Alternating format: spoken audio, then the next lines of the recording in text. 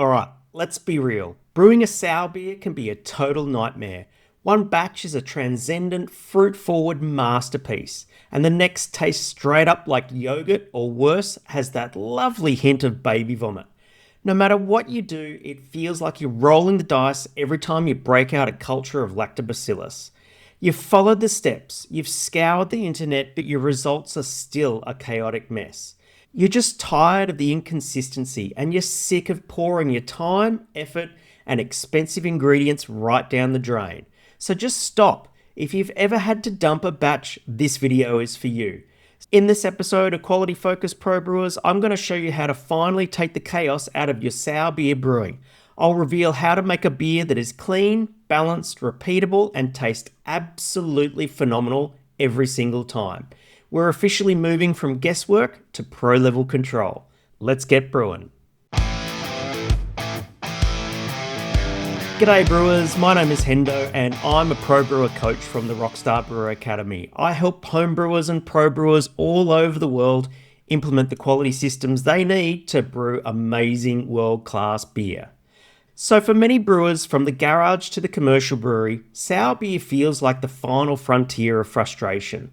It's a constant gamble. You're dealing with multiple living microorganisms that don't always feel like playing by your rules, and the list of things that can go wrong is long and, well, pretty demoralizing. Today, just to be clear, we're talking about kettle sours, such as American-style sour beer or Goza or something like that. We're not diving into barrel-aged sour beers like Gers or Lambic or anything like that, at least not just yet. First up, there's the wild inconsistency. You brew the same recipe twice, thinking you've done the exact same thing, but you end up with two completely different beers. One is beautifully tart and refreshing, and the next is flabby and dull, or so acidic that it could strip paint. This batch-to-batch variation isn't just frustrating. If you're running a commercial brewery, it's a direct hit to your brand's reputation and your bottom line.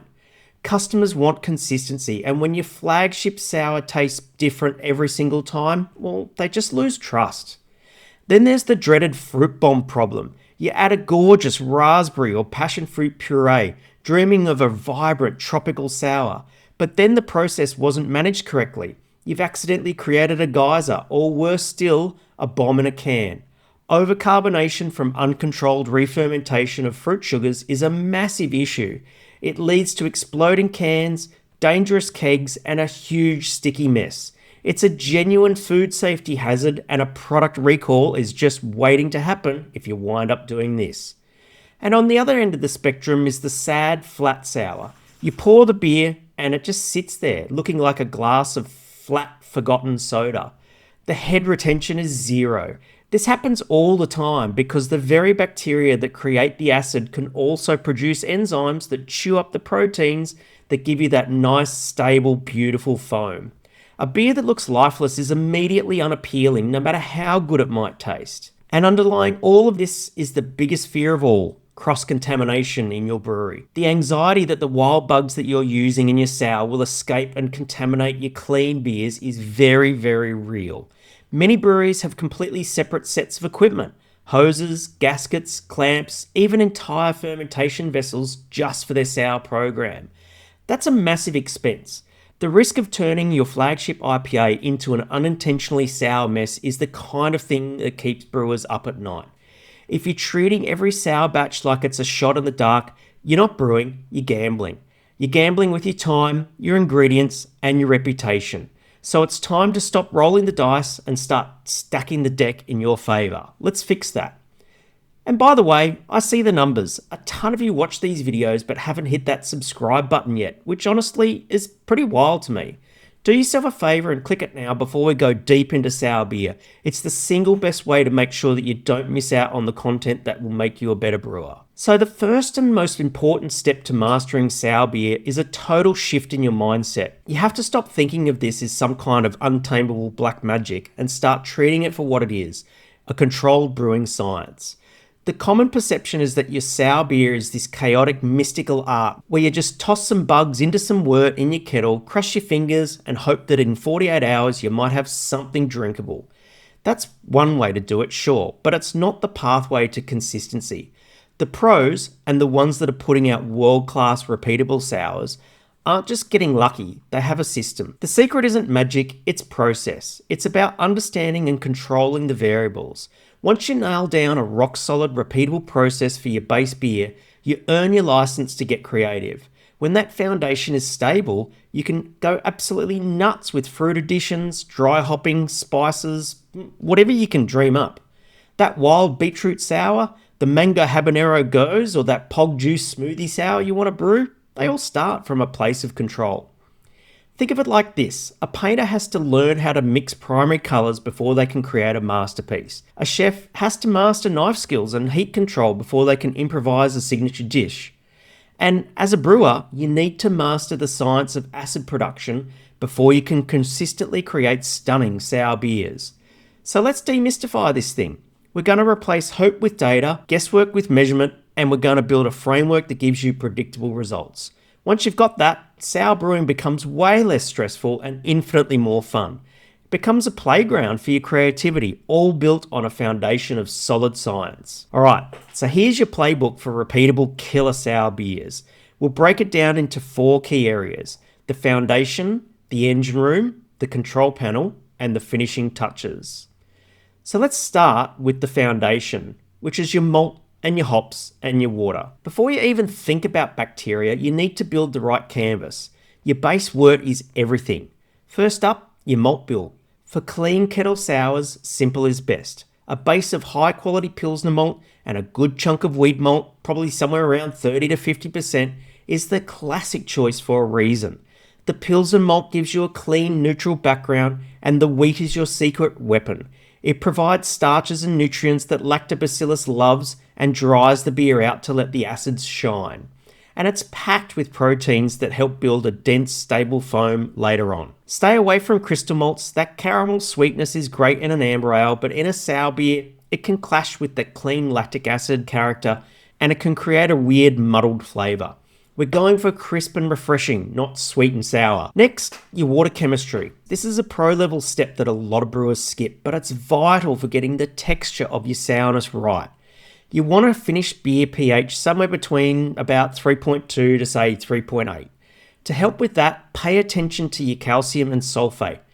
Aim for calcium in the range of sort of 60 to 70 parts per million to help with mash performance and good yeast health. But the big one to watch is sulfate.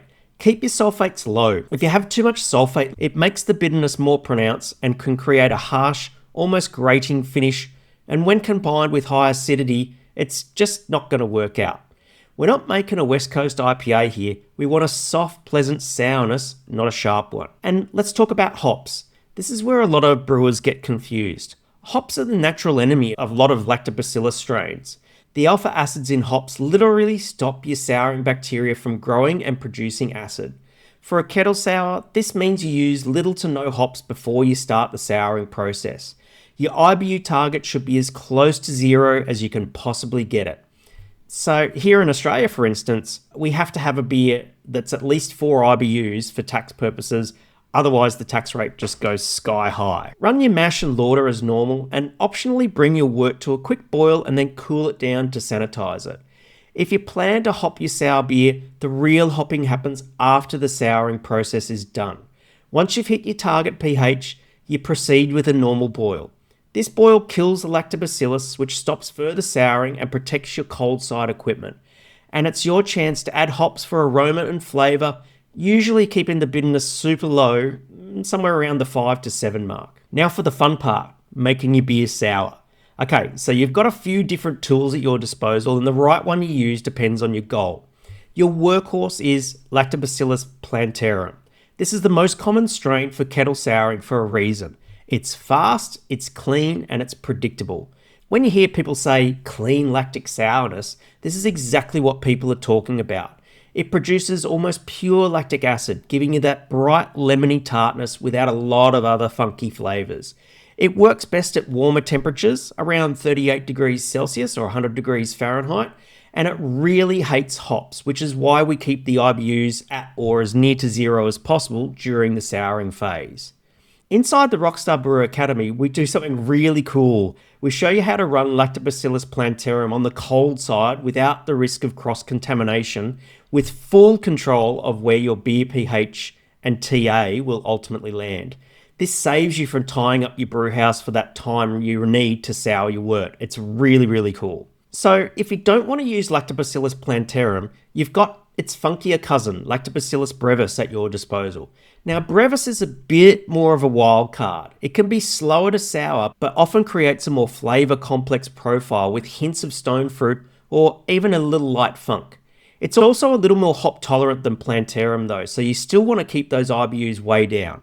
Because it's more resilient to alpha acids, you have to be a little extra sure that you do a full vigorous boil after souring to kill it off completely. It's a great choice for more complex beers, but it requires a little bit more management and definitely one you don't want cold side. But the real game changer in recent years is a yeast called Lacinaceae thermotolerans, most famously sold in the market as Philly Sour. Now, this isn't bacteria at all. It's a type of yeast that does something incredible. It produces both lactic acid and alcohol in one single step.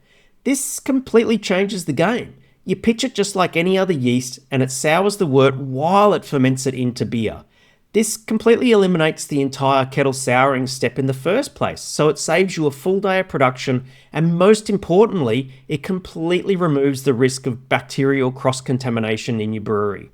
The flavour is often described as a pretty harsh sourness if you don't control it, but it does have notes of red apple and stone fruit.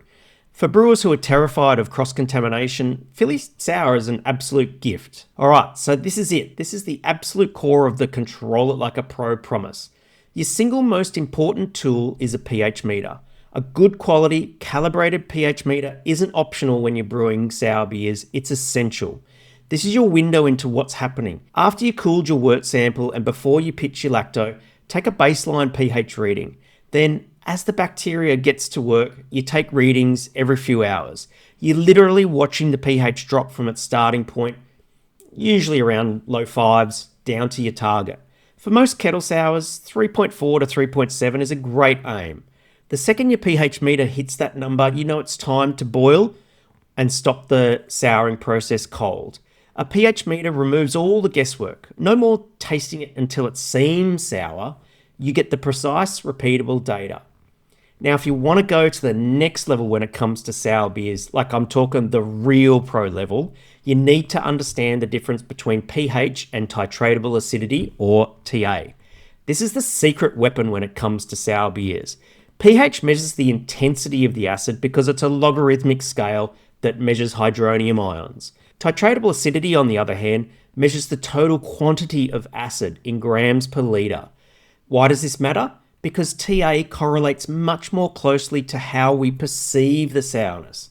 You can have two beers with the exact same pH that taste completely different because their TA is different. I made a video about this recently, which is a game changer for your water profiles for all the beer styles you brew, and you can check it out up there, I think. Think of it this way, pH is the volume knob on the stereo, whilst TA is how many instruments are in the band. TA gives you the full picture of the acid profile. Pro wineries and breweries already use TA to dial in the flavour of their products with incredible precision. You can buy a simple TA testing kit online. It costs you a couple $100, and they're a powerful tool and they're extremely easy to use. When you start tracking both pH and titratable acidity, you unlock the ultimate level of control of all of your sour beers. And finally, when it comes to making a killer sour beer, documentation. If you didn't write it down, it didn't happen. For every single sour batch, keep a detailed log. Record your starting gravity and pH. Log your pH readings and the time that they were taken. Note the souring temperature. Record your final pH and your final TA. Write down what it tastes like. Create a true to brand description.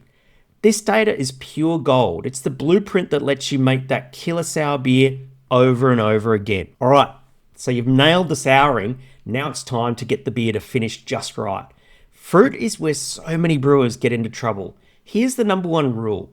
Add your fruit during the active primary fermentation. And I'm talking the yeast fermentation here. When you dump kilos or pounds of sugary fruit puree into a finished beer in the bright beer tank, you're adding a ton of fuel with no active yeast left to burn it. This is how you get re-fermentation in your can, bottle and keg, which can lead to overcarbonation and potential can or bottle bombs. By adding fruit on day 2 or 3 of fermentation, your primary yeast strain will happily chew through those fruit sugars, giving you much of the flavour and aroma without the risk. Lastly, let's fix that sad, flat-looking sour beer. Head retention is a challenge in a low pH environment. Like I said before, starting with a high-protein mash with plenty of wheat is the first step, but it's not the silver bullet. Wheat is never the silver bullet when it comes to head retention for any beer style. Some lactose strains produce enzymes that destroy foam proteins, but they tend to do this when the pH is higher. So add a little food-grade lactic acid to your wort to drop the pH down before you pitch your lacto can inhibit this enzyme activity and preserve more of those precious proteins. It's a simple trick that leads to much better head retention and makes a huge difference in the glass. Now look, I don't brew kettle sours very often, but I do remember one of the first truly awesome and innovative sours the members of the Rockstar Brewer Academy made, and I got to try it at his brewery. Chris is a really creative brewer, and I happened to be in his hometown, and I went to his brewery, and he wanted me to try his beetroot sour. And my first thought was like, did you really want to make a beer that tastes like dirt? But he was so passionate about it, convinced me it could be bright, earthy, and surprisingly refreshing. So I tried it, and you know what? He was absolutely right. The beer was this stunning, vibrant magenta colour, and the flavour was incredible. It had this deep, earthy background from the beetroot, and it was lifted by this clean, zippy lactic tartness that just made it pop. It was one of the most talked about beers in his lineup, and it sells really well when he releases it. But here's the secret. The beetroot wasn't the star of the show. The only reason he could take a crazy risk like that was he knew with 100% certainty that his base sour beer process was rock solid.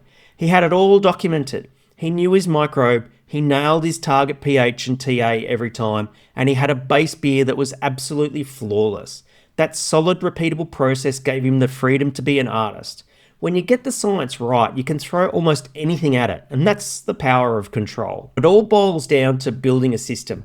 So here's your 4 key action steps to take the next time you go brew a sour beer. Step number 1, write a product specification. Before you even buy your grain, decide what you want to make. What's the target final pH? What's the target TA? And what's the target ABV and colour? Define the beer on paper first before you go and write your recipe. It's one of the fundamental skills we teach inside both the Pro Grade Brewing Method course for homebrewers and Beer Quality Bootcamp for the pros.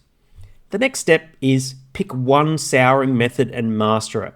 Whether it's kettle souring with Plantarum, simplifying your life with Philly Sour, pick one lane and stay in it. Learn its quirks, its temperature preferences, and its flavour profile until you know it inside out.